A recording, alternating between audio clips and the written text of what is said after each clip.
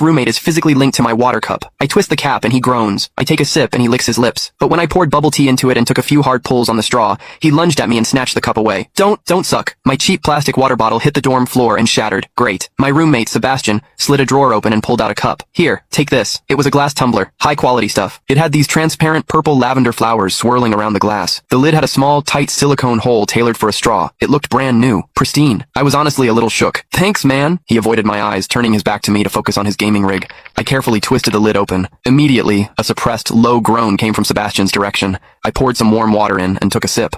Sebastian sucked in a sharp, jagged breath. His hand on the mechanical keyboard trembled, his fingers slipping off the keys. He licked his lips, looking like he was enduring some kind of torture or intense pleasure. His lips were thin, the Cupid's bow sharp like a knife. Looking at them made me want to bite them. Yeah, okay, I admit it. I'm into Sebastian. I swear to God, before I met him, I was the straightest guy in the state. After high school, my only plan was to get to college and bang a hot, bubbly cheerleader. But the moment I walked into this dorm and saw Sebastian, that plan went out the window. 4 years of college and he's the only one I want to mess around with. But I couldn't tell him. No way. I was terrified that if I spilled my guts, we wouldn't even be friends anymore. Because Sebastian is straight. Like, painfully straight. Only 2 weeks ago, he turned down a senior, a varsity swimmer, total stud, who asked him out. After that, Sebastian came back to the room and sat at his desk with a face like thunder for hours. The guy must be a raging homophobe. Maybe it was because the cup was a gift from my crush, but that warm water tasted sweeter than usual. It had a weirdly good aftertaste. I grabbed a straw from my desk and shoved it deep into the hole on the lid. The second I did, a strangled moan ripped out of Sebastian's throat. He bolted up and sprinted into the bathroom. Weird. We were just gaming. Why the hell did he suddenly need a shower? He didn't even grab a change of clothes or a towel. My hearing has always been too good for my own good. Through the thin bathroom door,